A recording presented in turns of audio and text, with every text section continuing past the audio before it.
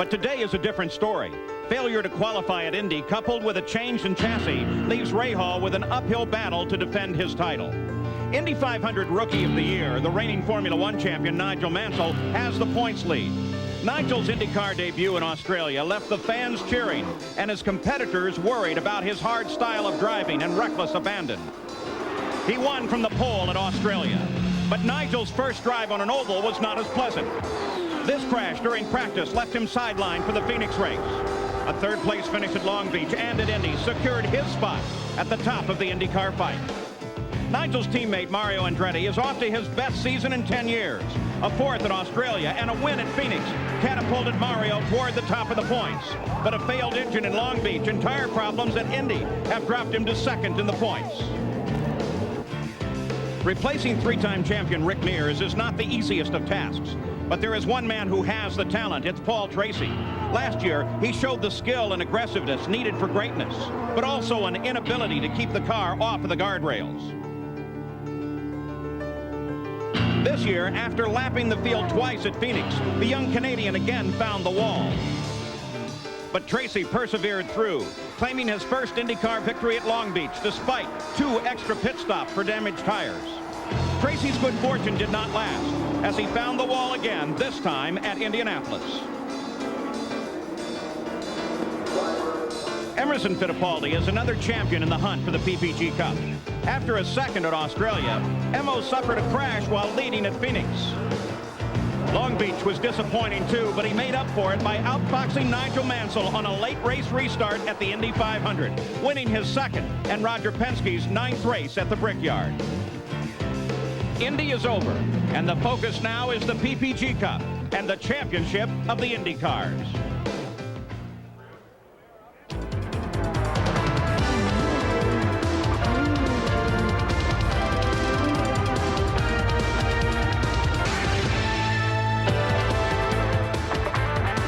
We're at Wisconsin State Fair Park, the historic Milwaukee Mile, for the Miller Genuine Draft 200. Hello, I'm Paul Page. We've just come off a wonderfully safe Indianapolis 500. And because it was so safe, there was a good list of cars entered for this race here today, and 25 are ready to start, led by Emerson Fittipaldi, the defending 500 champion. But this race, too, is a historic event. There's always some major occurrence that sets this race apart. For example, the very first win by a rear-engine car came here at the hands of Jimmy Clark.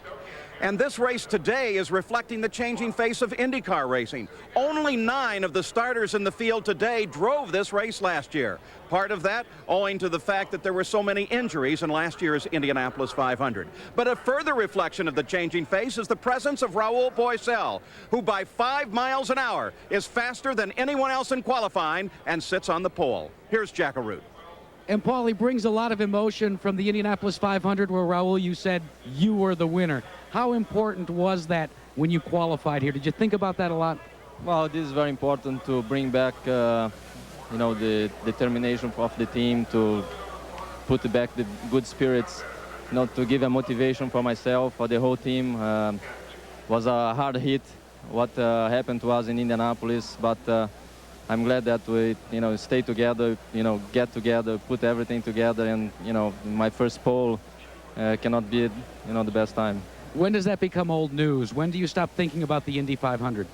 Well, it's very hard to stop thinking because every single person that come talk with me say, oh, you should won that race, they took away from you, and, I cannot believe how much support I have from the public, and that's great.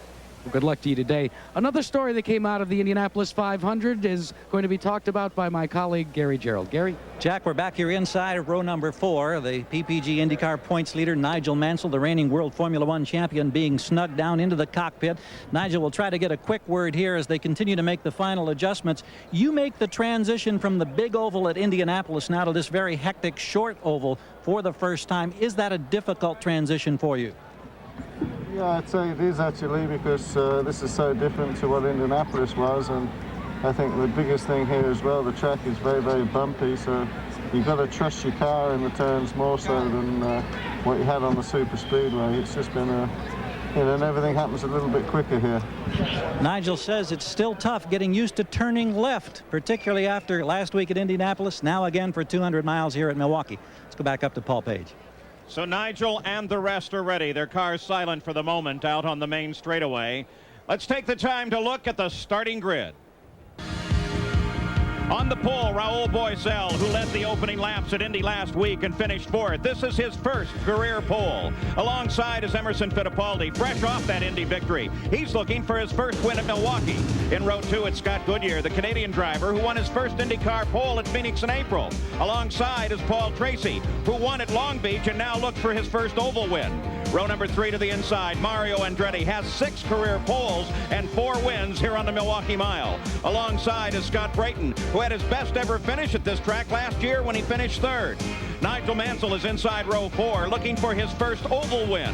And Robbie Gordon starts alongside, an impressive newcomer driving for A.J. Foyt. In the 5th row, it's Bobby Rahal, the defending PPG Cup champion, looking for a rebound here with a new Lola. And Roberto Guerrero, the pole winner here in 1987. Row 6, Stefan Johansson scored a 3rd in his IndyCar debut last year in Detroit. And Adrian Fernandez, the Indy Lights Rookie of the Year last year. In row 7, Jimmy Vasser in his 2nd IndyCar season. And Teo Fabi, the pole winner here in 1983. In row 8, Olivier Griard, a former Formula One driver in his first IndyCar race. And Mike Groff, he won the Indy Lights title in '89. This is his first race for Rahal Hogan Racing. The 9th row, Danny Sullivan with 16 career wins, but he's never won here. And Al Unser Jr., his first oval win came here in 1990. Row 10, David Coudray, the Indy Lights veteran in his first season of the IndyCars. And Buddy Lazier. In row 11, it's Willie T. Ribbs and Arie Luyendyk. All 3 of his IndyCar wins have come on an oval. Row 12, Ross Bentley and Hiro Matsushita. And alone in the 13th row is Robbie Buell, the 92 Indy Lights champion. And try this on for size. Only 10 of the 25 drivers in the starting grid are American-born. You want some popcorn, a little refreshment? There's plenty here at the State Fairgrounds.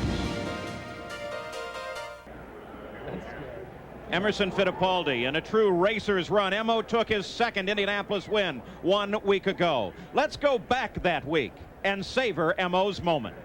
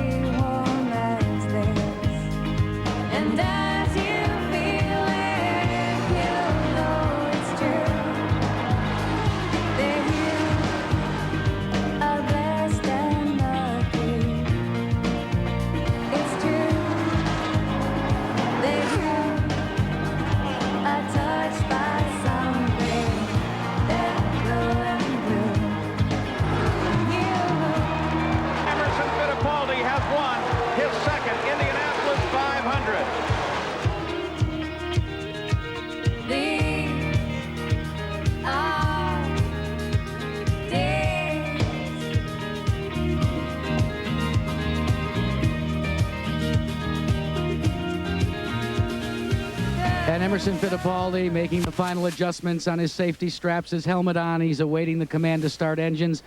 Emerson, now 7 days later, the Indianapolis 500. What effect has it had upon your life this week? Well, it's incredible, Jack. I mean, I've been going everywhere, all over the place, and but it's great to be back in racing, to focus in Milwaukee. That's another race for the championship, and you know, I have to try harder here, but that's fantastic to Indianapolis. Paul, a lot of people forget that it's very difficult the following week because there's so many public appearances. Fittipaldi didn't arrive to the racetrack until 15 minutes before the first practice session on Friday. Fittipaldi and the rest, Sam Posey. The focus now changes to the championship itself. Yes, and with 4 different winners in the first 4 races, that championship battle looks very tight indeed. Yet on closer inspection, it may very well be that Nigel Mansell is in the process of running away with it. He's only been in 3 of the 4 races, and yet he has a 7-point championship lead. After the race today, the next 4 races will all be on road courses at which he excels. His only perceived weakness coming into the season was his inexperience on ovals. And yet last week on the oval at Indianapolis, he finished a brilliant 3rd. I would say if he finishes in the top 4 today, he will leave here with a stranglehold on the championship. And then there's Bobby Rahal, the defending champion. If he wants to repeat, he has a long way to go. Here's Gary Gerould. Paul, no question, it's bounce-back time right now for Bobby Rahal. He starts today back here inside of the row 5. All of this after the bitter disappointment of the month of May and being bumped out of the Indy 500. They've put the Rahal-Hogan chassis project on hold. They took delivery of a Lola on Monday. This crew worked virtually around the clock this week to have the car race ready. Rahal on the track for the first time Friday afternoon. Bobby says his confidence is back. The crew's rejuvenated. He says he feels 10 years younger. And right now they're ready to get back in this championship hunt. Keep in mind, they dominated the mile ovals last year, winning 3 of 4. The one they didn't win, they were second here at Milwaukee. Paul? The good news about this track, Bobby Unser, is that it's a driver's track. Well, Paul, the Milwaukee Mile is banked only 9 degrees. Now, for a driver, that's a flat track, and it's also extremely rough. Now, the good news is it's very wide, a perfect oval with long turns, and the drivers can take several different lines through the turns, and passing can happen almost any place, often even 3 abreast in the turns. And because of this, handling and driver ability are far more important here than almost any other track that I know of. In fact, Milwaukee is known as being a driver's racetrack. And I promise you, today is going to be one heck of a good race. For the moment, they sit silent, but when we come back, we'll have the start of the engines on the Milwaukee Mile.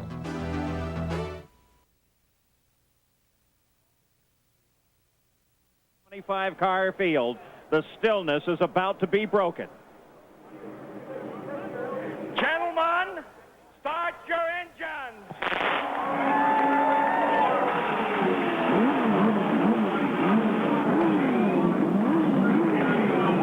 And this is what it looks like as the engines start here at Milwaukee. Bobby Rahal, his new car sits ready. The rest of the field all comes to life. Each crew indicating that their car is ready to go. Danny Sullivan, tremendous onboard camera shot. As we flip through some of the onboard cameras we have for you for this 200-mile run at Milwaukee. Al Unser Jr. well back in the field. Both he and his teammate did not qualify well. And Raul Boisel, the pole sitter, his first pole. Still much anger from last week and the penalties that he was assessed, 2 different penalties that Raul feels cost him the Indianapolis 500. Maybe he'll make good for that anger today. An 8-year history in the IndyCars, tremendous driver, finally coming into his own. As this year already we have seen 2 new winners on the charts, Nigel Mansell and Paul Tracy. The front row begins to roll away. Now the rest of the field starting their rollout. 2 parade laps and a pace lap, and we'll be racing here at Milwaukee. The race record is held by Michael Andretti. He, of course, is not here in Formula One today. The real key there is the fuel stop expectations, but Bobby Unser has already calculated you need to get to the 66th lap for the first stop if you'd like to make this a 2-stop race. Now let's take a look at the starting field, and look at this. The first row, all Brazilian. The second row, all Canadian, as we flip down through the remainder of this starting field on a beautiful day here in Milwaukee. The field all set and ready to go. No indication of any problems with any drivers on the start. All engines started on time. Missing from this field, though, you may have noticed that Lynn St. James is not here. Apparently not enough money to come to this race and complete her commitment, which was originally intended to be for an entire season. So now behind those pace cars and safety cars, the field begins to warm the tires, though that shouldn't be a serious consideration here today because it's a nice warm day. Let's go to Gary Gerould. Tires, however, Paul, will be a focus of a lot of attention in the pits because, as you well know, this aging surface here at Milwaukee is the most abrasive racetrack that the Indy cars compete on, and because of that, the tires wear out quicker than they normally would. The tire wear is usually gone by after 50 laps. The pit stop window is longer than that. The right front and the right rear are the critical sides that all these crews are going to be monitoring. Let's go further on to pit road and Jack. And Gary, you talked about that pit stop window, and Paul, you alluded to the fact that it should be about lap 68. Fuel is always a question on a 1 mile oval. Not running out of fuel, being able to manage it in the proper way so that you can make this race on only 2 stops. Conventional wisdom is to win, you need to stop only twice. But talking to a lot of the front runners earlier today, they're beginning to feel that if there's a lot of cautions, they'd rather play it closer to the vest and make it 3 stops. Track positioning so very important here at Milwaukee. We'll only have to wait and see whether it's a 2-stop race or a 3-stop event. And the action on these miles comes fast and furious. Look at the men who have won their very first race here at this track, including Rick Mears, Jimmy Clark, the first rear engine win. This track stretches back to 1904. It was dirt in its early years, paved in 1954. A tremendous facility, and a long list of drivers, including Al Unser Jr. and Mario Andretti, scored their first oval win on this track. You're on board now with Nigel Mansell as we take again a look at some of the onboard cameras, and look at that crowd. It's a sellout here at Wisconsin State Fair Park. Looking backwards now from Ari Leyendijk's car, the pole sitter at Indy. Further back in the field here at Milwaukee, Al Unser Jr. well back in the field alongside of his teammate Danny Sullivan. Gigantic crowd. Look at this shot for Danny Sullivan. That's going to tell you something about who's moving on him. So we expect a wonderful day, especially with those pretty blue skies overhead.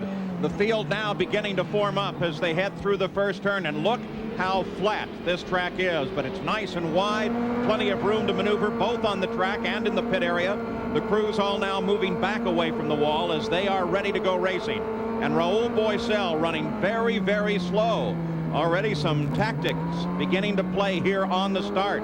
Fittipaldi alongside, but Boesel really has taken the field down. Now he begins to pick the pace up as the pace car is clear in front of him. Fittipaldi follows alongside the front row, a little strained as they come toward the green flag. We'll keep an eye on the starter and see whether or not they decide to give it the green flag. Boesel was leading the field. No, they say no. Yellow flag. Lap will count. But they will not give that field a start because Raul was so far out in front and Fittipaldi was lagging. That was just too much of a jump that he got, Paul. We can see that happening clear back on the back straightaway. Now, he'll only get a couple of tries at this. And now remember, the big penalty, though, is that everybody is using up fuel, precious fuel. And that's going to hurt him more than anything. Bobby, I'm sure that he was remembering the way Emerson got the edge on the starts at Indianapolis a week ago and didn't want to let that happen again. It's true, Sam, but boy, I'll tell you what, that was a big one that he was trying to get right there. Wally Dallenbach, the chief steward, and Jim Swintow, the chief starter here, took a look at the field, didn't like its alignment. Will they like it this time? As up through the gears goes Raul Boesel. You saw a quick little twitch at the back end of the car as he started up through the gears. Now they look at the green flag again, and this time it's going to count as the field streams into one. And Raul's objective is accomplished as he moves to the front of the field and takes the lead. The Penske cars, Fittipaldi and Tracy battle back, but here comes Scott Goodyear moving to the outside while Mario moves down to the inside. Now Robbie Gordon on the charge. And Raul leads lap number 1 and does it easily.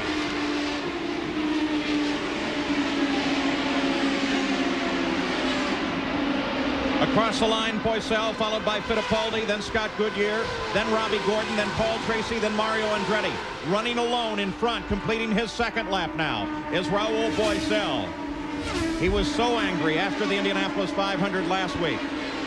And now he wants to prove to everybody he's definitely a winner. And he could have beaten this man, Emerson Fittipaldi, at Indy. You're seeing a guy out in front, Boesel, and a guy right there. Two of the guys that have more determination than any drivers I've seen for a long time. They're two stubborn human beings. Now, Boesel, leading the race right there, has really got an axe to grind. He's really mad at the racing world because they think, Paul, that they've treated him wrong in the penalties that he got at Indianapolis. Scott Goodyear runs in third place, but closing on him quickly is Robbie Gordon, A.J. Foyt's young student. Goodyear won the Michigan 500 last year, scored his first pole at Phoenix this year, so he can handle the ovals and handle a mile. But so can Gordon, who is really showing his stuff this season. And the battle behind them as well, Mario Andretti and Paul Tracy. That is a fight for 5th place. Tracy must drive a race which does not see him going into the wall. Paul Tracy is a marked man in the sense he's made several mistakes this year, and he can't make one today. Nigel Mansell is in 7th place. Scott Brayton is 8th. 9th is Stefan Johansson. And 10th is Bobby Rahal.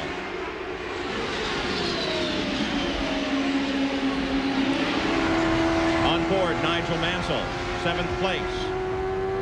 Just ahead of him is Paul Tracy, and then Mario will ride and watch. You can see the different grooves now that we're on board camera, Paul, as the guys go through the turns. You can see Nigel there Nigel doesn't have as much experience on ovals. So you can see, as we have the onboard camera with him, that he has a little bit different groove than the other guys do. Not unlike Indy, Bobby, where he watched. Car spinning. We saw a quick glimpse of somebody going sideways. Oh. Caught it on the onboard camera. And as they come around again, I'm sure we'll see it again. There it is, Stefan Johansson. There's another guy without an awful lot of oval track experience, but a very good race driver driving for Tony Bettenhausen. So the yellow is out, and very quickly, Stefan Johansson's day is over. He started just a year ago at Detroit, finished 3rd there. The leader, of course, is Raul Boesel at this moment. Last year, he started 11th and finished 10th here. It looks like this might hold a much better result. We'll be back after this message and a word from our ABC station. Back at the Milwaukee Mile, West Dallas, Wisconsin, the state fairgrounds. We are under caution, our first of the day. The yellow came out when Stefan Johansson, driving in his first race here at Milwaukee, lost the back end and slid up against the wall. Raul Boesel jumped on the start, got a good start when the green flag finally came out on the second attempt at starting here, and got ahead of Emerson Fittipaldi. There you see Emerson, there's Scott Goodyear, and this is the way they will line up, coming back to the green flag as soon as they clear the situation out in turn number 2 where Johansson got against the wall.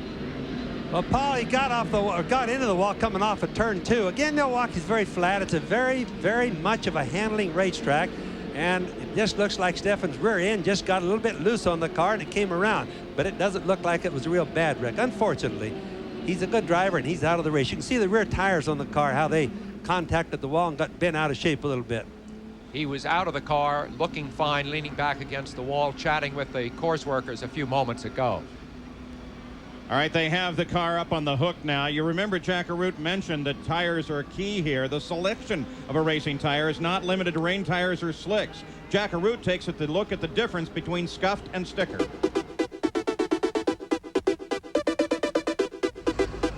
All the racing tires that come from the Goodyear Tire and Rubber Company are hand-built in their racing factory in Akron, Ohio. Now, once they're mounted on an IndyCar wheel, they still retain the manufacturer's sticker. That's why new tires, brand new tires, are called sticker tires. But teams throughout the course of practice sessions will scuff tires in, putting 3 to 5 laps on them.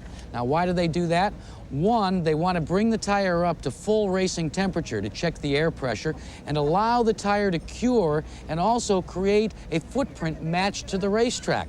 Now, during the course of the race, they'll use these scuffs, but at Indianapolis, we saw some teams elect to go with brand new sticker tires. And here's why. The scuff tires that they had on hand were not performing well. They weren't getting the handling characteristics that were necessary for the ever-changing track conditions. So teams went with the stickers and rolled the dice in hopes that a sticker tire would perform better than the scuff tire. Still clearing the situation over in turn 2 where Stefan Johansson's car got against the wall. His car owner, Tony Bettenhausen, is now with Gary Gerald. Unfortunately, Tony, Long Beach, it was before really the start of the race, and here you barely get into it. And did you have a chance to talk to your driver at all when he got out of the car? No, he called in his own yellow, though. You know, I heard him about the time we saw the yellow flag waved. We heard him say yellow, and he got out of the car apparently right at that time, so we don't know if it just got away from him coming off a 2 or what happened for sure. I know there must be a lot of anxieties. Last week you're driving the car at Indianapolis. This week you're back on the roll as car owner. You've only got 1 week before Detroit to make any necessary repairs. This is not an easy life being an owner or a driver, is it? No, it's not. It's a little bit easier now when you're not having to have to worry about doing 2 things at one time. But, you know, we ran 3rd last year at Detroit, and we're going to be back with AMX Penske there, and we got another car. We'll be fine. We look forward to it. Thank you, Tony. Paul? 13 laps are now complete. We are still under yellow with Raul Boesel is leading Emerson Fittipaldi. We'll come back for the green flag, the restart here at the Milwaukee Mile right after this. We're back at the Milwaukee Mile. Next Saturday on ABC Sports, it's the Pro Bowlers Tour rolling into Washington for the Seattle Open. Then on ABC's Wide World of Sports, top gymnasts go for the gold. It's the men's all-around final of the World Gymnastics Championships. Plus, the Advil Mini Marathon from New York City. And hold on to your handlebars as mountain biking goes extreme. That's all coming up next Saturday. Let's get an update on our current situation under caution. Here's Jack Arute. Well, Paul, Stefan Johansson has made his way back to the CART Medical Center, headed by Dr. Terry Trammell. Just moments ago, I talked to Dr. Trammell. He said that Stefan Johansson is suffering from a bruised left knee. Not a big problem, but remember, Paul, that in testing in Phoenix, Stefan Johansson also had a problem where he hurt a couple of vertebrae in his back. So this guy's been banged up since the beginning of the season. Let's check in with Gary Gerald. Gary? Jack, we're in the Nigel Mansell pit now. We checked with the crew. Nigel indicated the car a little bit loose, but he also said on the radio that he's not really hanging the car out here in the early going. Remember, this is his first time in competition on a 1-mile oval. He missed that adventure down at Phoenix because of a practice day crash. So it's a whole new experience from the big oval at Indy last week to this very hectic, very bumpy surface here at Milwaukee. Right now the car a little loose. They say he can live with it, however.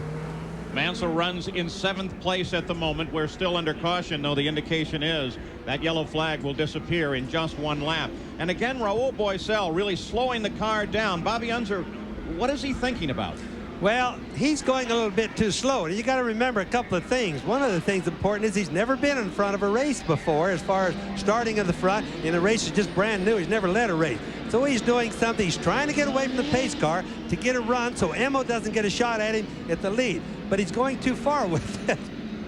See the black car in the center of your screen? That's Robbie Gordon. He was 8th on the grid. He's running 4th now. He has improved dramatically in the few laps this race has been going on. Well, remember his run all the way from the back of the field on the mile at Phoenix. Yes. He was up contesting with the leaders within a very few laps. And now everyone concerned about the slow pace being set by Boesel is moving back and forth trying to get their tires up to speed. Raul Boesel's tremendous drive at Indianapolis has brought the Brazilian the praise and admiration of many and helped him make a name for himself. I always be on the shadow of the big names, of the big Brazilian drivers, you know, Emerson, Piquet, Senna, and I always there knocking the door, but, you know, it's always a step behind. And I knew why all the time, because I didn't have the opportunity to show my potential, and so this now, you know, is a relief in a way that I have this opportunity, and all my life that I work for that you know, the hard times that I had, the years with no ride, looking for a sponsor and so on, is paying off, and I hope this can be a snowball that keep getting bigger and bigger. The indication, of course, was that they would have gone green on that last lap, but now they've decided they needed a lap more to get the track fully clear. His closest moment of stardom came when he won the World Sports Car Championship for Jaguar in the late 1980s. So now he begins to pick the pace up, looking for the 4th turn, looking for the green flag. And finally it comes. The green flag waves at the start-finish line. Boesel leads the field back, and they come single file with Paul Tracy trying to make a move to the inside of Gordon. Now that's just the oil dry that was laid down on the track as a result of Johansson's accident. Not a problem, that puff of what looked like smoke. Not a problem with the car. Very exciting racing between these two young tigers, Tracy and Gordon, both 24 years old and very, very eager. Ongoing battle for 4th place as Tracy closes down on the back end of Gordon. At the front of the field, 1st, 2nd, and 3rd are stretched out even. Here is the fight. Tracy looking for maneuvering room to the inside. Can't close on Gordon at this point, but they are closing down on Scott Goodyear, riding in third. Remember at Phoenix, a similar kind of situation. Both these young men had brilliant drives, but they both wound up in the wall.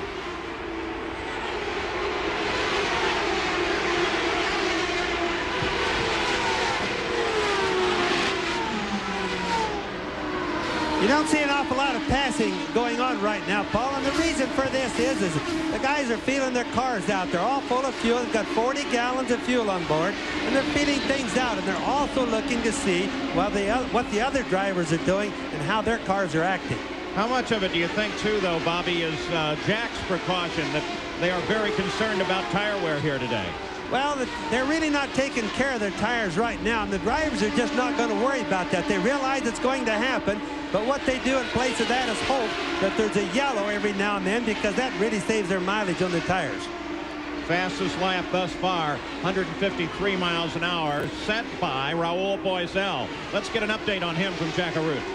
Well, Paul, Bobby Unser talked about how rough this racetrack is and how many grooves there are. Right now, Raul Boisel says his car has a little bit of understeer. He's not at all concerned about it, though, because he feels as the fuel load begins to diminish, the understeer will take the car to what's known as neutral. He's very happy with it right now.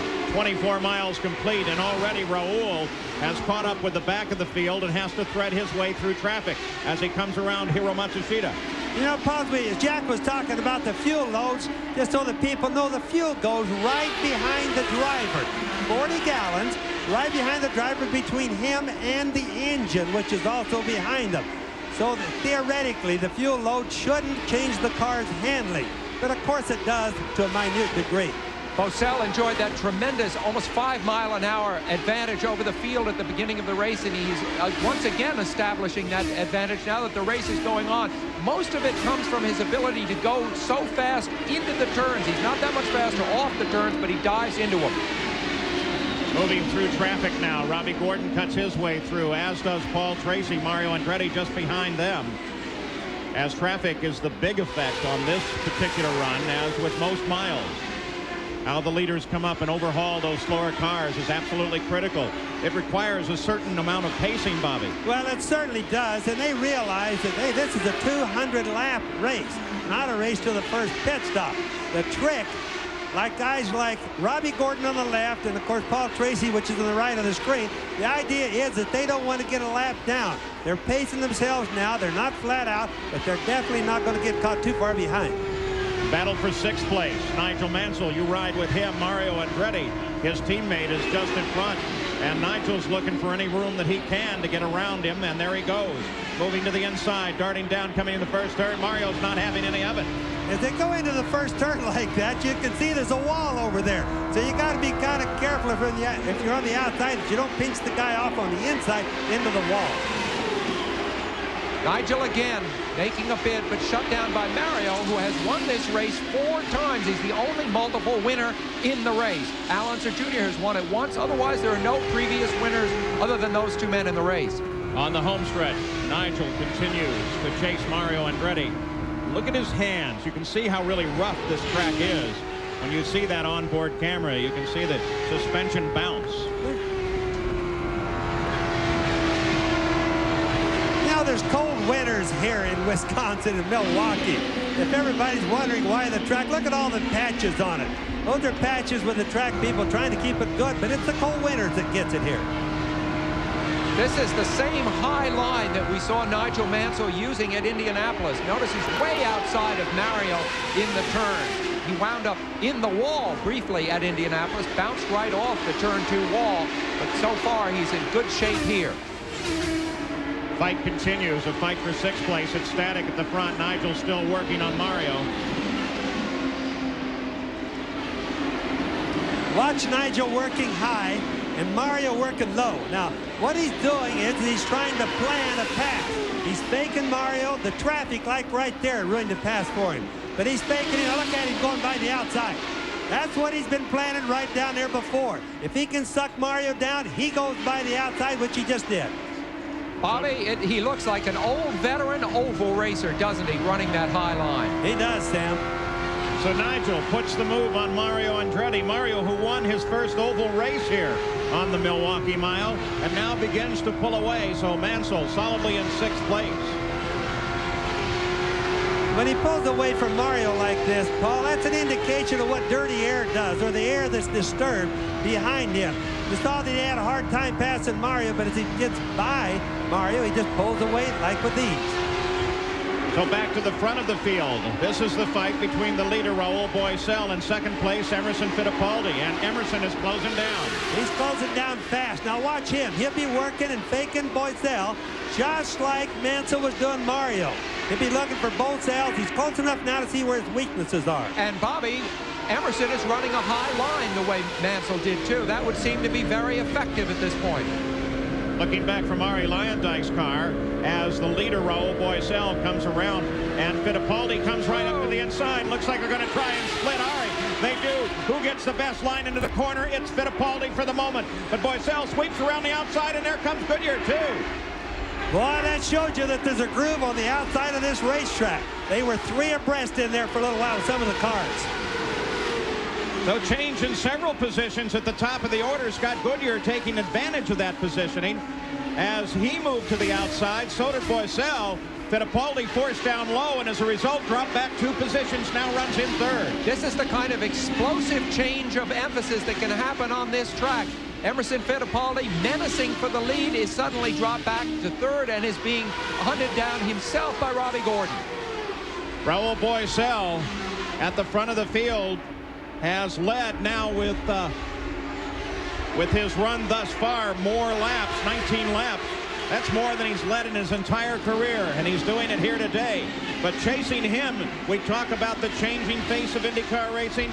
There's Scott Goodyear looking for his 2nd win. He sat on the pole at the Phoenix race and desperately would like to see his scorecard climb higher and higher.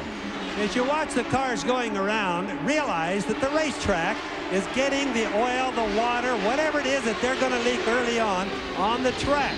Makes the track slippery in places. Sometimes you'll see some of the guys get down really close to the grass, and you'll see another guy trying to pass him get way to the outside, the top of the groove, we call it. And it's all because the track's getting slippery. This is a real test of the nerves of Raul Boisel. He was able to pull away earlier. He might have thought he had an easy race coming up. Now one driver after another is taking a shot at him. Will he let him by? Can he hang on to the lead? It's very tough because right now I don't believe he has the fastest car on the track. Now it's a 3-way fight at the front as Fittipaldi closes in once again, and there is traffic again, lying just ahead of Raul. Goodyear looks to a little higher line. Fittipaldi is able to close on the approach to the corner. You hate it when you're leading a race the way Boisel. Look at this, Emerson Fittipaldi tries his move down inside. Goodyear slams the door on him. You hate it when you're leading a race and you see traffic up ahead of you because you know you may have to back off for a second, and the men who are behind you may be able to anticipate what's going on and surge by you. One of the things that you saw right there with Emma going under Goodyear, he comes off the turns faster. And the idea there is to pass him down the straightaway, but he already told Goodyear where he wanted to pass because he wasn't able to get by. Now Goodyear is going into the turns a little harder and a little deeper right there because he thinks that's where Emma thinks he's going to get him, Paul. Goodyear sitting right up on the back end of Raul Boisel as Boisel here it is looking for racing room, and this is where Goodyear can get him, but he might get trapped. Indeed he does. Now he's forced outside. In fact, really has to come out of the throttle there, and that allows Fittipaldi to close in. Boisel is playing this traffic brilliantly.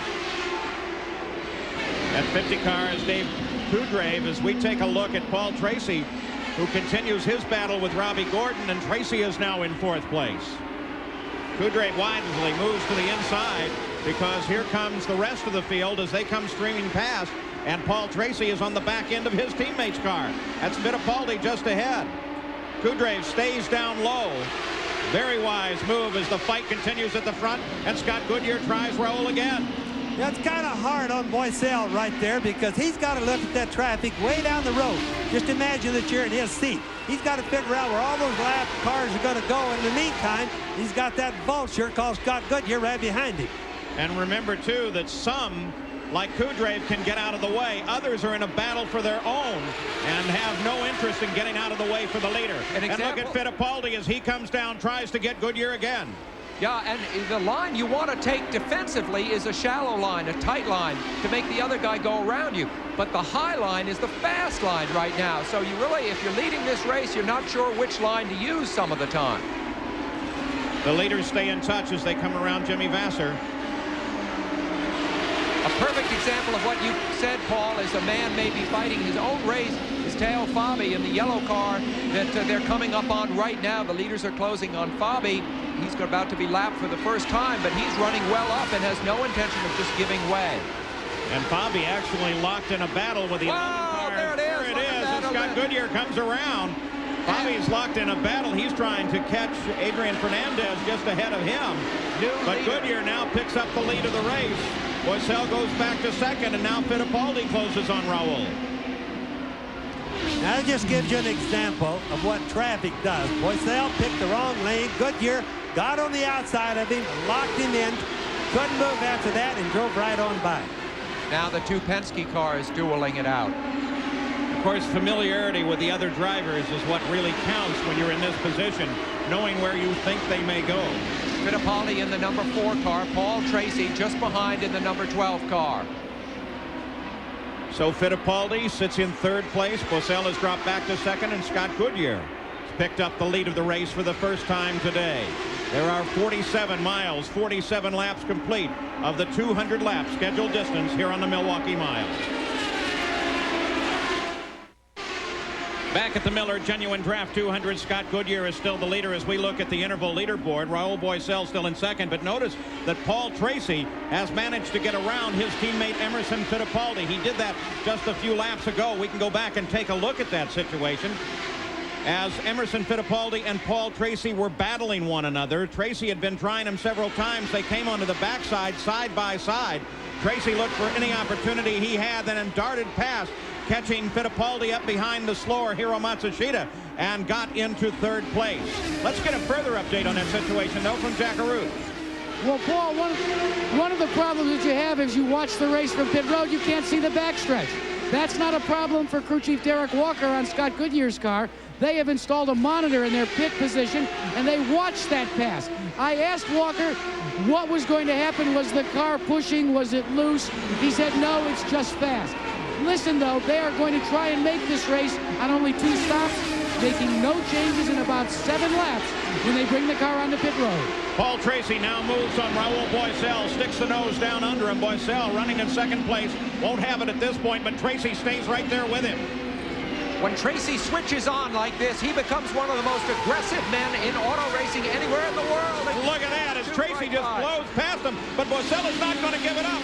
Boisel stays on the outside, continues to radius just outside of Tracy, but he doesn't have the power off of the corner. You can just see that the groove is down low right now. Wearing the top powder, it's getting a little bit slippery right there. So the guys are heading to the bottom and going faster. Fittipaldi is moving up to attack Boisel next. So Boisel, who led, of course, so much of the early going, is starting to fall back. Here comes Fittipaldi making a bid on Boisel. Remember, too, the tactics of this race, though. You want to try and conserve fuel. Robbie Gordon closes in on the back of Fittipaldi. At the same time, here comes Nigel. Nigel moving to the inside of Gordon. Gordon tries to the outside of Fittipaldi. He hangs on the outside. Bobby, I thought you said it was slippery out there. Well, it's slippery for some and not for the others, obviously. Apparently not for Robbie. Now you're on board with Nigel Mansell. He has Fittipaldi just ahead. Looking ahead of that is Robbie Gordon. Often, Paul, when guys are getting past, they come to life all of a sudden. A lot like Robbie Gordon was doing there. He's really come to life. And they take different lines through the turn than they've been normally taking. And they find out, hey, it's good. Now look at way out there that Nigel is. Now he's out there testing that right now to see if it's sticking. Rick Mears and Roger Penske both watching from the pits. Mears now a driver consultant with his team. Bobby's point is a really good one. When you're bottled up behind traffic, you can test a line to see what's going to work for you when you need it the most. As long as you're not in a position to gain places or time, you can experiment, and Nigel Mansell took full advantage of that opportunity. So Nigel Mansell now is sailing forward through the field, still led by Scott Goodyear. Paul Tracy still in second. Then Boisel, then Robbie Gordon, then Nigel, then Fittipaldi, then Mario Andretti in 7th. In 8th is Scott Brayton. Bobby Rahal is in 9th, and his teammate Mike Groff is in 10th. What do you think Nigel Mansell thinks of this race after a year in Formula One? He probably hasn't passed this many cars in an entire season as he has so far in this race. Let's go down to the pits, Jackaroot. And Paul, we're in the window for first pit stops, and it looks like they will be under green flag conditions. Remember, there will be a speed limit imposed both under caution and under green. Drivers will have to bring their cars down pit road at 80 miles an hour.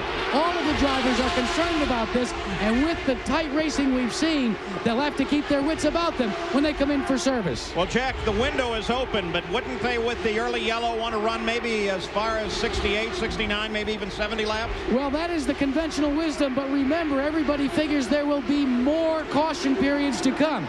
They don't want to run the string too far, especially in the first series of pit stops. Another thing to keep in mind is they all have onboard computers in the cars, so they really should know what their mileage is or how much fuel they have left in the car. Scott Goodyear, the leader of the race for Derek Walker, still forced now to thread his way through traffic. There's traffic everywhere on this track. As you look back from Bobby Rahall's car, he runs again in 9th place, about to be overhauled by the leader. When Goodyear led this race last year, he led 3 laps of the race. Those were the first laps that he had ever led in IndyCar competition. He went on to finish 8th that day. You see Paul Tracy now closing in on Scott Goodyear as Canadians run 1st and 2nd. Scott Goodyear was a driver instructor at racing school for Paul Tracy. Did he teach him everything, Bobby? Just look at the difference in the grooves. I mean, Rahal is down clear at the bottom of the track. Goodyear's clear out at the top. And yes, he definitely did teach him something. No question about that, Paul. And Paul Tracy heads into the pits. Let's go to Gary. Indeed, Paul, we're at the back of the car. The camera view is from the front of the car as they look at routine service. Remember how dominant Tracy was at Phoenix. Roger Penske has been on the radio reminding him to take it nice and easy. Everything has looked good. We've got him in 14.5 seconds on his first stop. Nice stop in and out for Paul Tracy. 66 laps. The distance that Tracy was able to run, as now we're watching Scott Goodyear. And for a moment, he appeared to be slowing on the backside. Bobby almost slid off the racetrack. He got too far out into what we call the marbles. The car was letting loose. He was lucky that he didn't spin the car. He got outside of where we see the black is there. He tested her too high for a bit. Well, how long will they carry this car? Again, this is a comparison of the engines. A Ford engine here, a Chevrolet. In Paul Tracy's car, the Fords, are they going to get a little more mileage out of it? Well, you know, the Fords have been all year. We've been thinking that they get a little bit better mileage. Now, we won't know that until we watch. But Scott Goodyear is not pitted. He's still on the road. He's 69 laps coming around for 70 now, so he very well could be getting better mileage than the Chevrolets. And Scott Goodyear, when Paul Tracy pulled off, finally developed a good interval of 11 seconds between his car and the second-place car of Robbie Gordon. A great favorite of the Canadians who love to root for an underdog. There's Raul Boisel in the pits. Let's go to Gary Gerald. We watched Dick Simons through the disappointment of a week ago at Indianapolis, forgotten for the moment, as they get Boisel out in what looks to be a very fine stop. Sorry, Sam, for the interruption. You were about to say. Just that Goodyear is a great favorite of the Canadians who love to root for an underdog and perceive the other major Canadian, Paul Tracy, as something of a favorite because he drives for the Roger Penske team. Notice the caution that Boisel showed as he came out of the pits. Probably still smarting somewhat from penalties last week. Came out very carefully, making sure he was watching that speed limit. Also, when the tires are stickers, they're fast, but it takes just a bit to warm them up. About 1 lap makes the guy feel better. On board with 3rd place, Nigel Mansell, as now we begin to run through the pit stops. 71 laps are complete by the leader, Scott Goodyear. He has not yet stopped. Emerson Fittipaldi comes into the pits. This is his first stop of the day. It comes on lap 71. No chassis changes, Paul. Just tires and fuel so far. What are they doing down on the right, actually the left front wing, the right corner of the screen? Now they're doing the wing, that's for sure. So now with some changes to the front, Fittipaldi should have a car handling exactly the way he wants it. Yes, they were turning the wing up on it. I didn't see that one as quick as you did, but they were turning the wing up, which means he needs more bite on the front end, where Jackaroot has a little less oversteer. So Fittipaldi has been in and out of the pits. So has Scott Brayton. Briard, Sullivan, they've all made their first stops. And we wait for the leader of the race, who has carried his car now to the 73rd mile, a tremendous distance. Now, he's established the fact, beyond belief, that he's going to do a two-stop race, or Derek Walker has. But we would safely assume that he should be running out of fuel pretty quick, Paul. In second place is Robbie Gordon, another Ford. Third place is a Ford, Nigel Mansell. Then Mario Andretti. Top 4 are Fords. And then Bobby Rahal now runs in 5th Here place. he comes. But here comes Scott Goodyear turning down toward the pit road. Again, he is very careful of the speed limit, and Jack Arute waits for him. Paul, Scott Goodyear and Derek Walker and their team have committed to a two-stop race. As you watch the activity, direct your attention to the right rear of the car. They are putting a sticker tire on the right rear. They are concerned about it there. They're also going to make a small wing adjustment on the car. At least that was the talk before he pitted. But he is off and away. A good stop, but they are concerned about that right rear. In 13.3 seconds, they've completed the stop. So as Scott Goodyear comes into the pits, Robbie Gordon inherited the lead. But now most of the lead of the race is forced into the pits. Bobby Rahal down across the bumps. And Matsushita alongside Rahal. Still running under the green. We've had only one yellow here today. Nigel Mansell comes into the pits. Remember, he had his problems at Indy. No problem here as he finds his pit without any difficulty whatsoever. The idea is he's got to stop that car right where the guy's hand is. Boy, he did that right spot on, Paul. So as Nigel Mansell makes his stop, A.J. Foyt's team is also laid out waiting for Robbie Gordon to come into the pits, and here he comes. Here's Gary. We watch with the crew. A.J. Foyt up on the stand overseeing the operation. The reset fuel meter sign was briefly in place. Gordon goes for the fresh drink, a wipe of the visor. It'll be sticker tires. They're hoping that they can get a couple of extra laps wear out of brand new tires. Now Matsushita ducks in just in front of Gordon. Gordon off the jacks. He's back out in 16 seconds flat. So as Robbie Gordon goes back into the fight, having not made a stop, Mike Groff inherits the lead. We'll be back after this message and a word from our ABC station. Back at the Miller Genuine Draft 200, Paul Tracy just a second ago was able to dart inside of Scott Goodyear and take over the lead of the race. Here's what it looked like as Goodyear, hampered by some slower traffic running just in front of him. Now watch as Goodyear comes off the corner. Paul Tracy looks for room, kind of fakes to the outside, and then sweeps down to the inside. Now Scott Goodyear is totally stuck. Now Scott got caught with the traffic. You can see the yellow car bastards right in front of him, Paul, and that's what really happened. The guys here need to learn, and some of them really know it well. They have to look ahead, guess where the traffic is going to be, and go the other way, because otherwise you get locked in. Raul Boisel, as he's involved in a fight with Nigel Mansell, and Mansell goes into third place around Boisel. All of the stops now, the first set of stops, have been complete, and all of those occurring under the green. We had an early yellow for the accident involving Stefan Johansson. That slowed the average speed down. It's at 114 miles an hour now, but it's been climbing steadily since we came back to the green flag after that early yellow.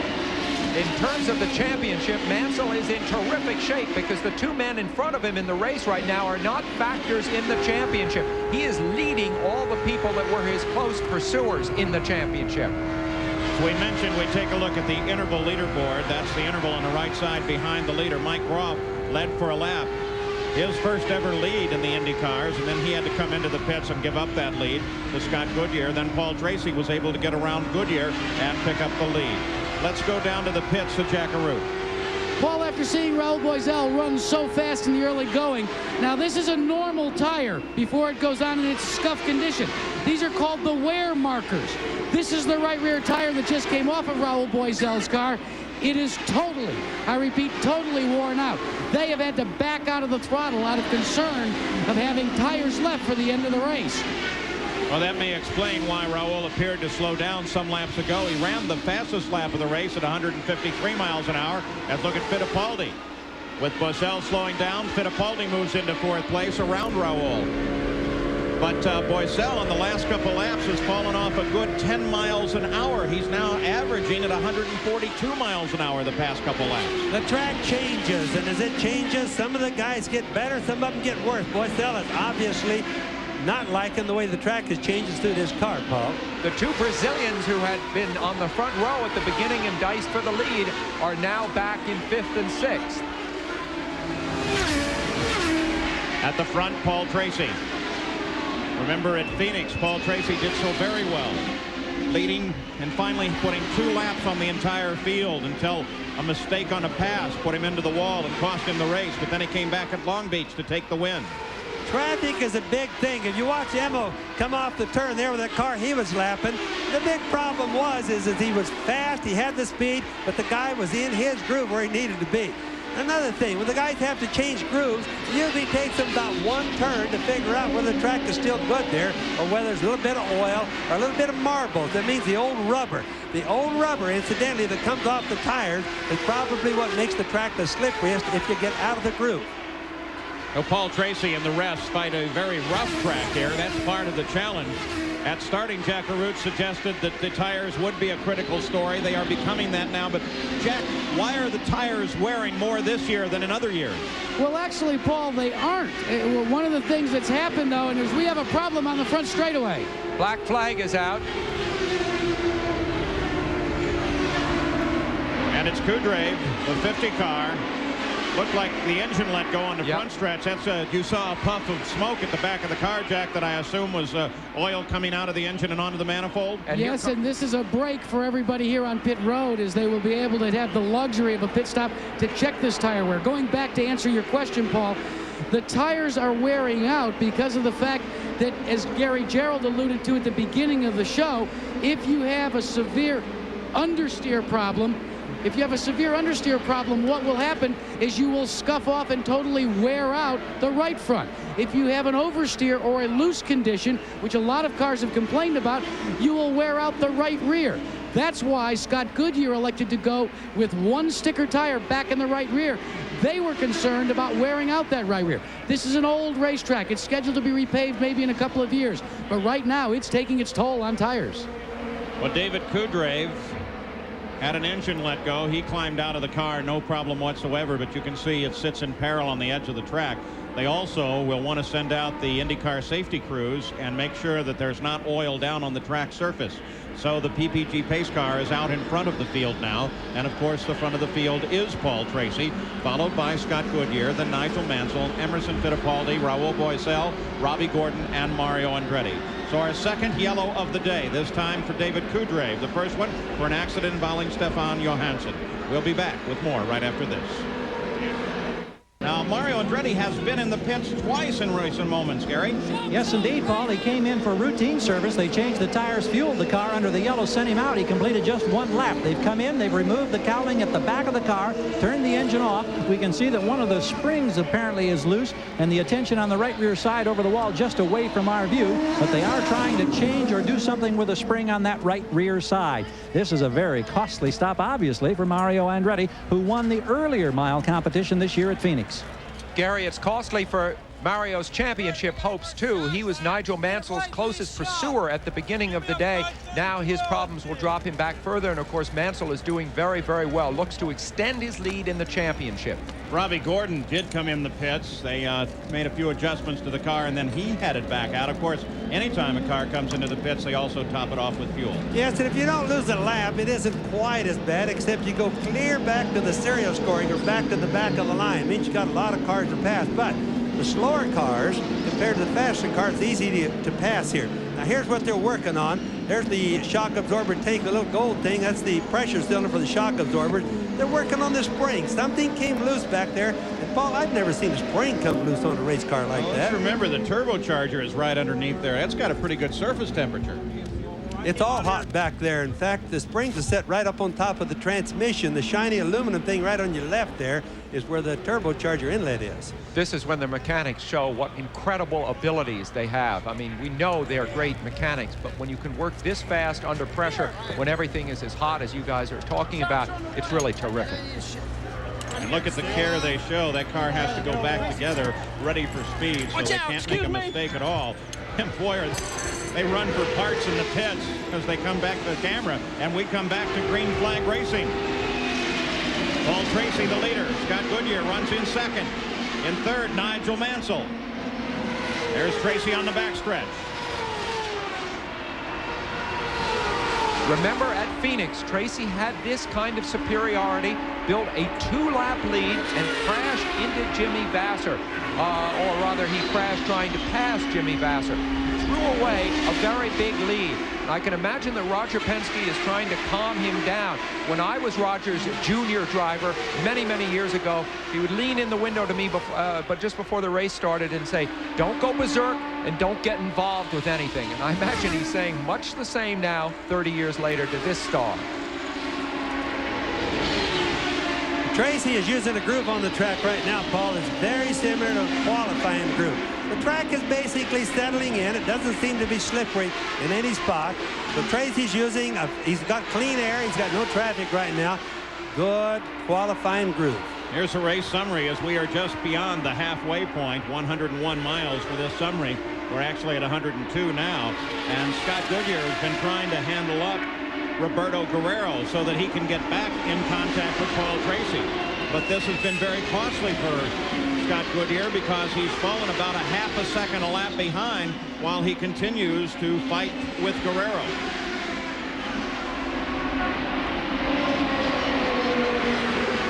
Tracy is making hay while the sun shines. When he's got a clean racetrack to run, he's really trying to put some distance between him and Scott Goodyear. There's Robbie Gordon in the black 14 car.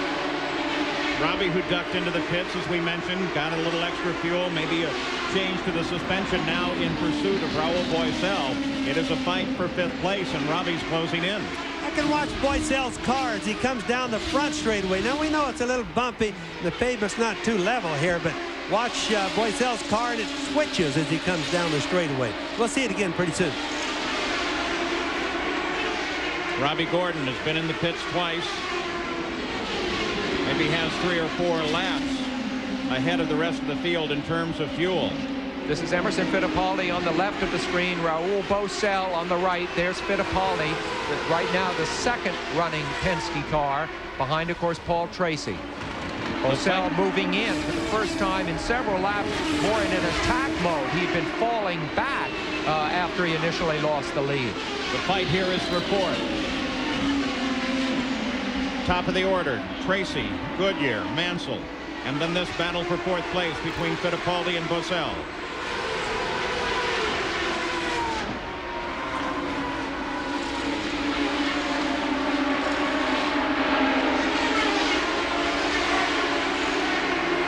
Boesel has recaptured the setup that he had earlier that made him superior. He's starting to move well again now on this high groove, right behind Emerson Fittipaldi. Boesel moves to the outside while Robbie Gordon closes in as well. Jack, did they make some good changes on Boesel's car? It looks like it's working better. And Paul, I'm very confused. I want to ask Bobby Unser. Normally, if you scuff off a right rear, I would think you'd want to stiffen the bars, the onboard adjustment you can make. But Dick Simon and crew have instructed Boesel to loosen the bars. They've gone to full loose, and it seems to have worked, Bobby. Well, what's happening there, Jack, is it's called roll stiffness. They're loosening up the front and the rear bar together, letting the car lean over, theoretically getting a little bit more side bite. That's what they're chasing right now. I stand corrected and educated. And those are all adjustments that can be made in the cockpit. There are 2 little levers down at the driver's left hand that allows him to change the stiffness of the front anti-roll bar. We'd call it a sway bar in a passenger car, or the rear anti-roll bar, right? Yes, and I think the most important thing for everybody to realize, Paul and Jack, is the track changes. So the race car has to be changed as we go along in the races. And that's the reason you see them. They didn't make mistakes at the start. They're just changing to match the track. You talk about roughness, that's Danny Sullivan's steering wheel. That little white line marks the center of the wheel when the wheels are pointed straight for Danny. They do that so that he can bring it back in a line when they are coming into the pits. But look at how both Danny and the wheel bounces. In the old days, before ground effect, a rough track like this meant very little. Today, because the springs are so stiff and the cars ride so low, all of the roughness of the track is transmitted right up to the driver. You can see how much Danny's helmet bounces around. It's a rough ride out there. And for all of this bouncing around, the best that Danny is able to manage is 22nd position right now. You know, Paul, sometimes people wonder why. Danny is a good driver. There's no question about that. But here's a car running 22nd position. Goodyear, second place car. There's an unexpected problem. Obviously, this is going to be a powertrain, probably an engine problem, because the car doesn't look bent from here. Just all of a sudden, as we look down on the Walker Motorsports pit, and they look to try and determine what happened there. Not a fuel problem. They were well inside of their window.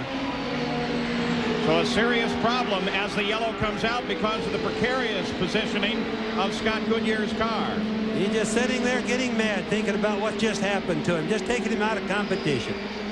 So Scott Goodyear now talking to the safety team. Let's go to Jack Arute. Well, Paul, checking in with Derek Walker, he had radioed in from Scott Goodyear. They think it may have been the transmission letting go. As we saw him come off of speed on the front stretch and then down to the inside.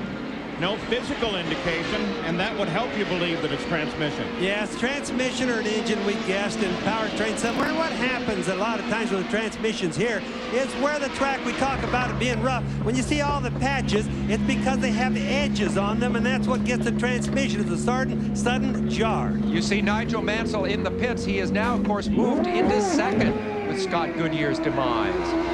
So the yellow's out while they try and get Scott Goodyear's car. There you got a glimpse of it sitting down in the first corner off of the track and back into the pit area, though it doesn't seem that there's anything they can do for a broken transmission in the short time that they will have here.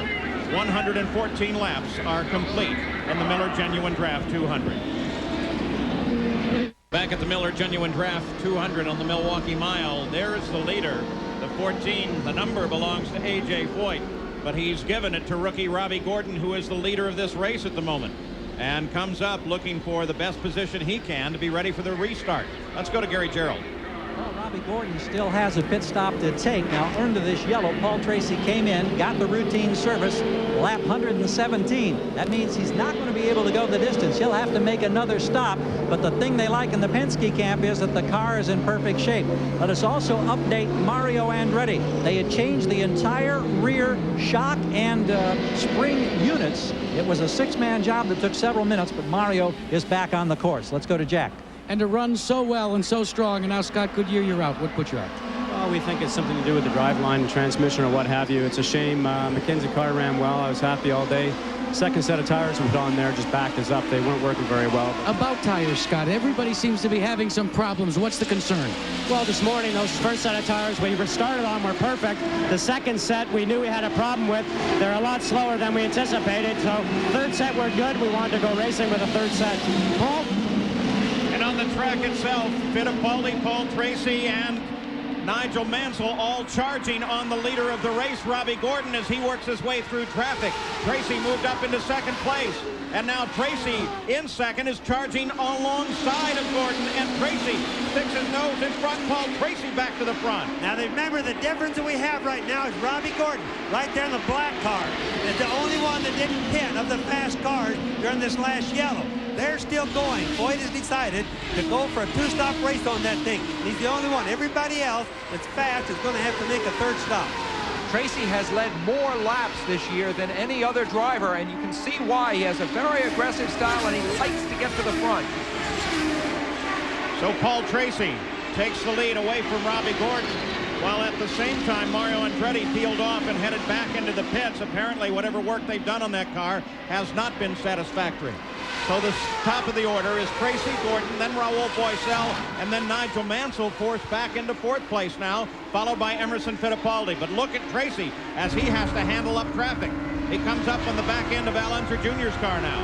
Yes, and he's working hard. Remember, Tracy has got another pit stop to make, but he's got fresh tires. He should be able to go real fast right now, Paul. That fresh tires, that was the difference when he passed Gordon so quickly. Don't you believe, Bobby? Oh, absolutely, no question about that. Fresh tires right now in the Milwaukee Mile is the hot ticket. Paul Tracy puts 8th place Al Unser Jr. a lap down now, as Boisel closes on Robbie Gordon and Fittipaldi closes on Nigel Mansell. We'll keep an eye on this battle.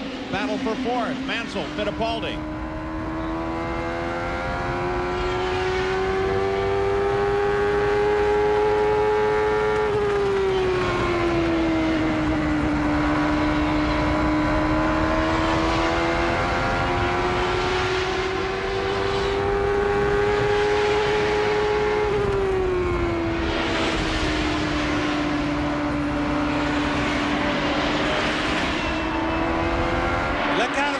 car, he looks right back at Emil. That's what he sees in his mirror when he looks back, Paul. But what matters is what's in front, and it's slower traffic. Mansell has to pick his way through it. Fittipaldi is looking for a line. Mansell gets down low. Fittipaldi decides that works for him. He's going to try it as well. Some days the drivers pick that traffic good. Milwaukee's probably the best example of where you can either be famous for saying, boy, you really worked the traffic good today. Sometimes you work it bad. Often I think it's a lot like going to Las Vegas and gambling. But I'll tell you this, there's more traffic this year than in the past because so many cars started the race that were mechanically very sound. And there are more cars running now, just as we saw last week in Indy, than you would expect. A lot of traffic as you see Emerson taking a look at Nigel Mansell. Still 22 cars in the run, only 3 out. Goodyear with the transmission, Kudrave with the engine, and Johansson with his accident. This is the first time that Mansell has really been under attack. He has been the man moving up, but of course Fittipaldi appears to have a good setup for this stage of the race right now. 127 miles now complete. Nigel Mansell runs in fourth.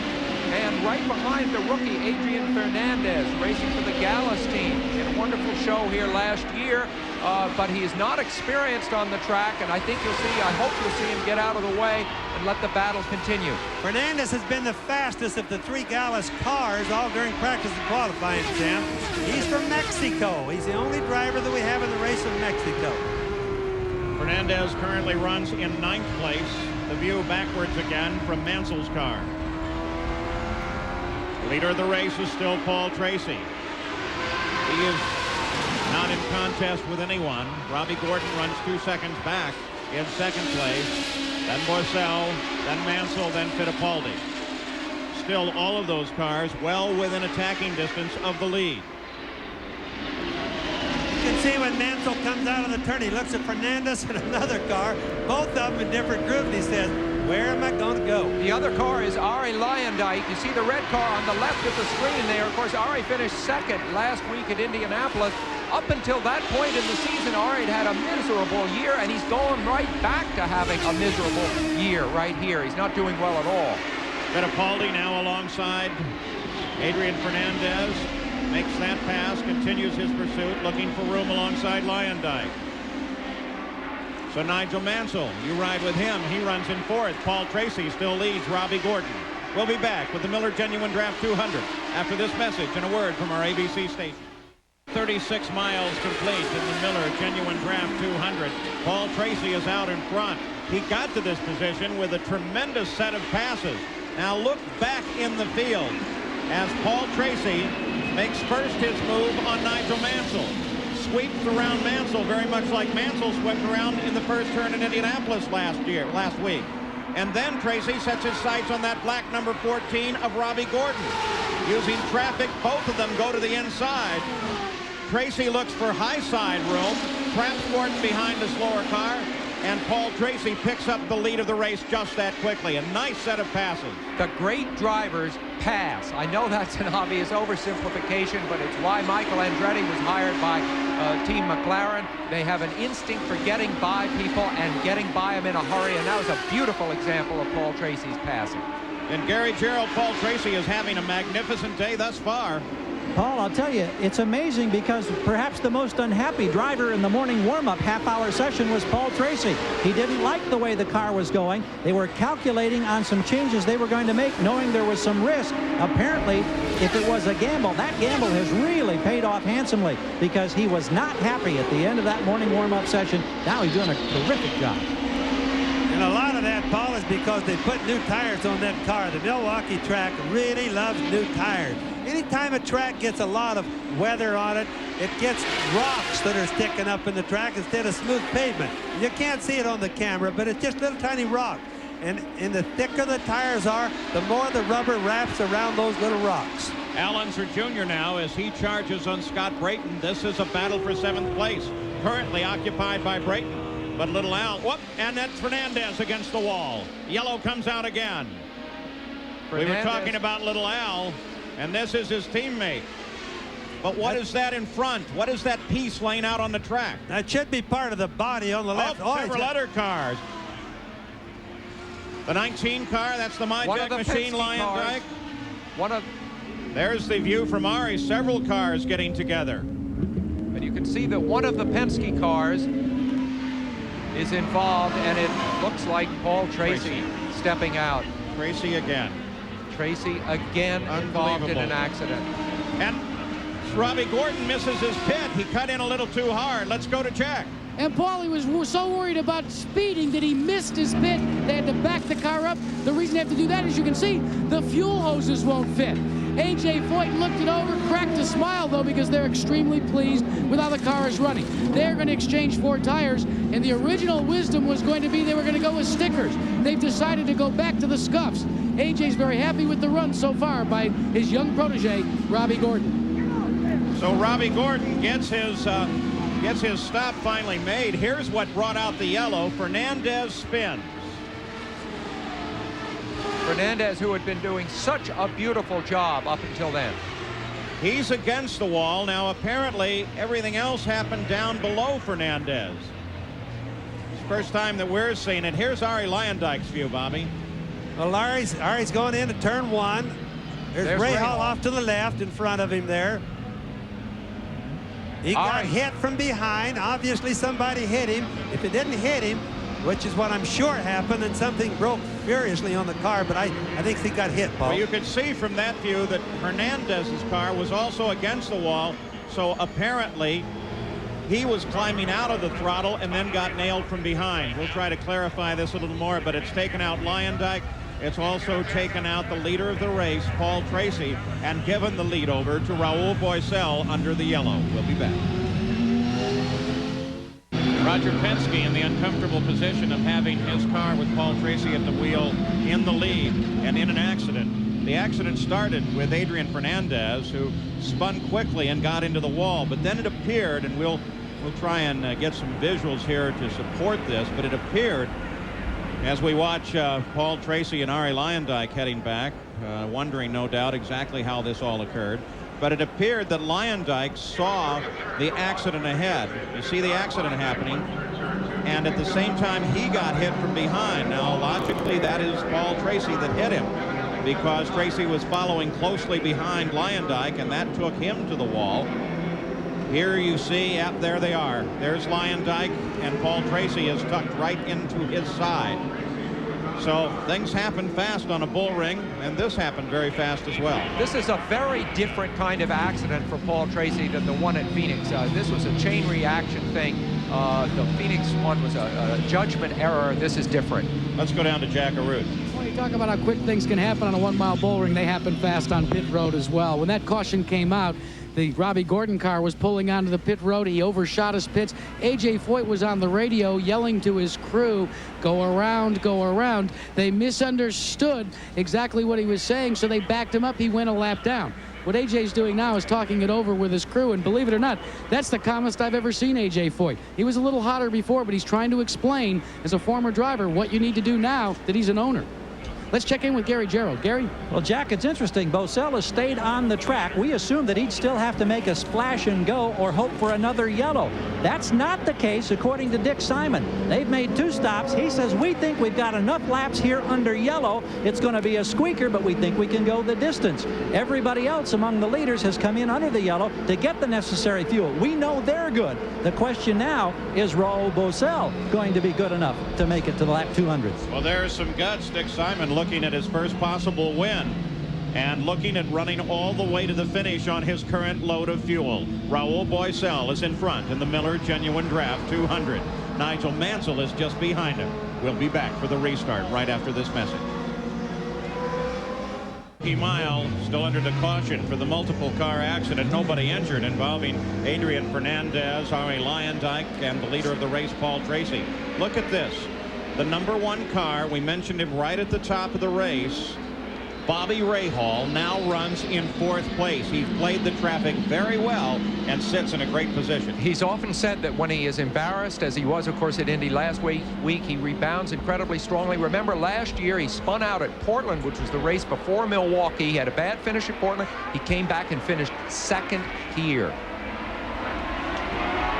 So now as the pace begins to pick up, and we'll be coming back to a green flag again, keeping an eye on Raul Boesel, and look at the lead that he got coming off of the corner.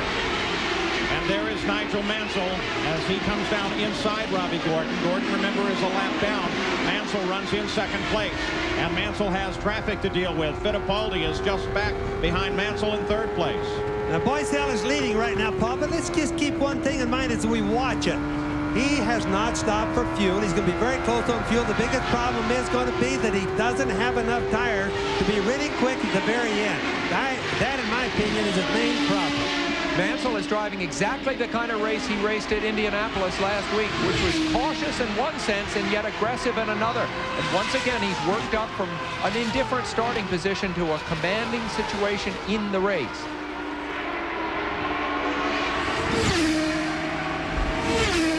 Keeping an eye on the second place car, Nigel Mansell, the red number 5. Remember, this man is still not fully recovered from that incident in Phoenix, despite the fact that he drove the Indianapolis 500 last week. Still a very sore back, but it almost seems like pain drives this man to even faster laps.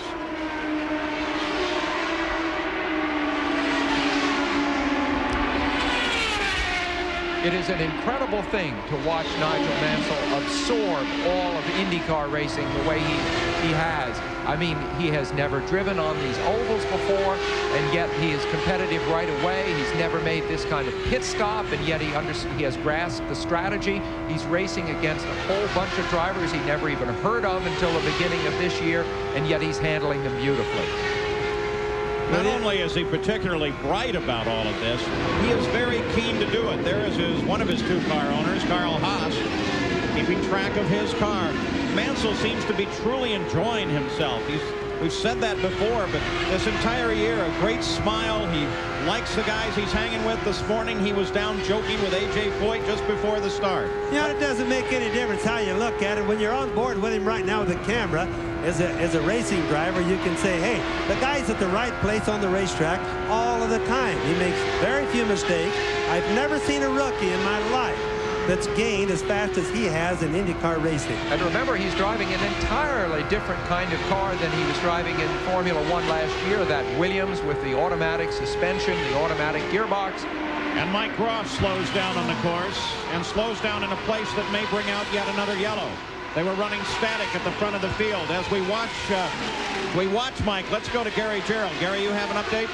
An update on Bobby Rahal, not aware of the problem with Groff, but Rahal has a problem as well. His car is stuck in 5th gear, and so he has to stay in that gear. If he were have to pit under yellow, he'd have a major problem. So there is apparently a gremlin on the first time out of the box for this brand new Lola. Well, if Groff's yellow brings out, I mean, if Groff's problems bring out a yellow, that's going to really hurt Rahal. Wouldn't that be ironic? Bobby Rahal stuck in 5th gear. How will that affect his run here? Aren't the top 2 gears good for him? Well, the problem is there's a stop-and-go penalty for Scott Brayton for passing Rahal just before they came back to the grid. And you know why he did? Because Rahal was stuck in 5th gear, and I saw him waving Brayton by, actually. Yellow. You know, that's one of the things that the officials can't know. That's going to be a mistake on Scott Brayton, but they didn't know that. There's no way to know it. But what's going to happen now with Rahal is he's stuck in the 5th gear. He can't put it in the 4th. He can't put it in the neutral. He's going to have to start the race in 5th, and that's hard. And as you can tell, the yellow has come out because of Mike Groff's car on the circuit. That slows the field once again, closes them up. Raul Boesel is still the leader. Nigel Mansell is second. Fittipaldi is in 3rd. And 4th place is still Bobby Rahal, despite his problem with 5th and 6th gear. We'll be back. You ride with Nigel Mansell. He runs in 2nd place. Now about 2 seconds behind the leader of the race, Raul Boesel. If Boesel can score a victory here today, it would be not only his first IndyCar win, but the first for Dick Simon, either as an owner or as a car owner. Their best finish came last year at Detroit, when Boesel finished in 2nd place. Only 35 laps left. Boesel has got tires to worry about and fuel to worry about. But, of course, this last yellow flag is really going to help him on the fuel and, of course, on his tires, too. Let's go down pit side. Jack Arute is with Paul Tracy after that accident. Paul, first of all, what happened? Well, I was just running around in a smooth pace when we were leading there, and a guy crashed coming out of 2, and I was with a pack of cars, and I was on the inside, and one of the other cars moved over and just collected into the side of me. So, nowhere. It seems like it continues to happen. You seem to be snake bit. You can run so fast, be out in the front, and then someone gets into trouble in front of you. Well, it's disappointing for what happened, but, we know the car's running really well, and we'll be back at Detroit. I went good there last year. We're looking for some points for next week. And Paul, talking about the battle out on the racetrack, they have radioed to Nigel Mansell that the crew, Jim McGee and the crew, feel that maybe Bozell has a little more fuel, but they feel they are faster than Bozell. Well, Bozell has been running laps at 150 miles an hour. That's 3 miles an hour off of his pace set early in the race, but of course the track has changed substantially. He is still setting the fastest laps on the track at this moment. Next Sunday, ABC Sports kicks off with our first look at the United States World Cup team in action. They'll meet defending World Cup champion Germany in the U.S. Cup 93. Live action begins at 1 o'clock Eastern. And then we'll be in Michigan as these Indy cars are once again performing, this time on the streets of Detroit for the ITT Automotive Detroit Grand Prix. That's all next Sunday here on ABC Sports. At the beginning, we spoke of Bozell's anger and frustration because of Indianapolis and the 2 penalties there. Obviously, he and this team have used that anger to focus on this race. You see him moving past Hiro Matsushita there, and they are doing brilliantly. Robbie Gordon moving now on the outside. Robbie trying to get that lap back. Remember, he runs a lap down, runs in 5th place. Well, he got it back. Now it puts Robbie technically on the same lap as Rob Bozell, but remember, he's got to come all the way around. A yellow flag right now would bring Robbie around in the back of the field, or too close. So at the front of the field, it's still Raul Boesel. Nobody in contest with him at the moment, though. Here comes Mansell trying to close in with Boesel. So Mansell now closes in and is just 100 feet or so off the back. Look at Boesel as he threads his way through traffic. He Only about 30 laps left, so the pressure is starting to come on. Mansell feels it. The guys are telling him by radio, hey, you got 30 laps left, you better hook him up. Boesel pulls away, puts some distance between he and Nigel Mansell right now. Fittipaldi is 3rd. Rahal is 4th. Robbie Gordon back on the leader's lap is in 5th place. Now, time constraints are going to send us off the air here in just a few seconds, but we will be coming back for the finish of this race. We'll go away to golf. We will come back and give you the finish. The race with the Civil Yellows has just run a little overtime. We're going to get coverage of both the golf and of the Indy cars for you. Nigel Mansell runs in 2nd. He is not at this moment in contest with the leader, Raul Boesel, nor is anyone in contest with Mansell. They are all static at the front of the field, and these 5 cars down through Robbie Gordon run in the top 5 positions. So we'll be leaving you, but for a very short time. Stay with us. We'll be going to the golf and then back to the Milwaukee Mile for the conclusion of the Miller Genuine Draft 200 with Raul Boesel currently in front. Mansell is in front of the field. Raul Boesel is in 2nd place. It happened very quickly, just a few seconds ago.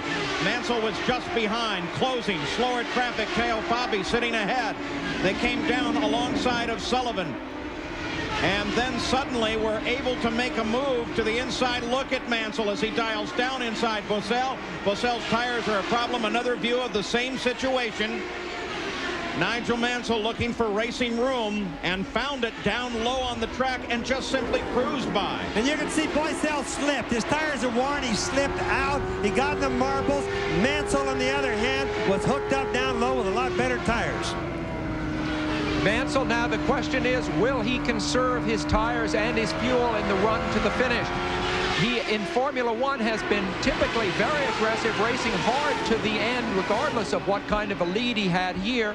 He's starting to, I think, cool it a little bit. Very sensibly with his eye on the championship, which, of course, he will enormously increase his lead in the championship if he is able to ride this out and win it. We are just 8 short laps from the finish of this race. We'll be going back to the Memorial just as soon as this race is done.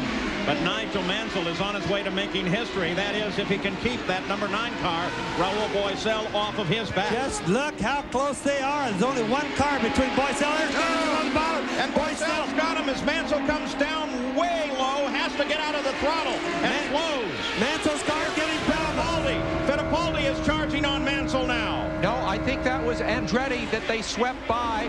And Robbie Gordon catches the wall. Robbie Gordon catches the wall. That will bring out the yellow. Yellow flag flies. We slow here at Milwaukee. Lap 194, Paul. And as they came across the line, Bosell was ahead of Nigel Mansell, and Gordon gestures to the photographers and safety workers. I have no idea what happened. I believe that it was Andretti that Mansell was passing, Paul. And I think Mansell is still running okay, as we see Robbie Gordon obviously okay after his brush with the wall. With his movements, he's trying to explain to everybody that it wasn't him, it was the car. But I don't know that everybody's going to understand that. You're absolutely right, though, Sam. There is Mansell, scored at the lead of the race. That was Andretti moving low. And Boisel is in second place still, but they will come back in contact with one another. Paul Newman and Carl Haas discussing the situation now and how they will keep their car in front, though he has been running laps faster than the second place car, that 9 car of Raul Boisel. Dick Simon there. He started his racing career in Indy cars back in 1970. He owned and drove his own cars until he retired in 1988, and that's when he began to focus on being a car owner, and he has been coming on and on and on. You know, one of the things that makes it awfully hard on us sometimes, 2 cars looking like Mansell's and Mario's. Boy, we thought when he's passing Mario that was Mansell. Really would have changed the race under those conditions. So behind the PPG pace car now, Nigel Mansell. The only difference in the car, beside the number, which is very difficult to see, is the red roll bar on Mario Andretti's car. We have 4 laps to go to the finish, and we'll see if they're going to get Robbie Gordon's car totally clear, possibly a 2-lap dash. This race could end under the yellow, but it seems highly unlikely. I think we will see a 2-lap dash. We look down through the entire field right now. After 196 laps, we're just completing 197 right now. Mansell slaps it down, looks for a lower gear. And they say they will go back to green at the conclusion of this lap. The safety crews, the IndyCar safety crews, are rushing to their positions at the side of the track so they can clear the course. All right, remember, we're looking at 2 very highly motivated drivers in Mansell and Raul Boisel. Both men ran brilliantly at Indy last week into 3rd and 4th, respectively. It's Boisel in the orange car. Danny Sullivan sits in between them. He's been slow in this race. There's Mansell. Both men out of Formula One and now into Indy cars. And remember, Nigel Mansell had a problem coming back to the green flag a week ago at Indianapolis. And again, he's slow, Paul, as he comes up to the green. As Boisel looks for room wherever he can. Nigel Mansell holding him off. If Nigel can win here today, he would be the first foreign driver to win at this track since Jimmy Clark in 1963. The same, of course, would be true for Raul Boisel. The 2 of them separated now by just a few feet. Were the race to end this way, Mansell would have a whopping 70 championship points, and Boisel would move into second with 52. Nigel Mansell takes a look at the white flag. He sends himself down the back straightaway. 1 straightaway to go now on the backside. Nigel Mansell taking a look down inside of turn number 3, and Mansell can sense that checkered flag ahead. Boisel tries to close in. He can't get the job done, and Nigel Mansell picks up the win. Nigel Mansell's first win on an oval, and he continues his point lead. Congratulations to Newman Haas in second place. Boisel. Fittipaldi is in 3rd. Bobby Rahal with a 4th place finish. Al Unser Jr. up to 5th. And Scott Brayton comes home in 6th place. So the race has been run at Milwaukee. The Miller Genuine Draft 200 won by Mansell. Let's go back to the memorial.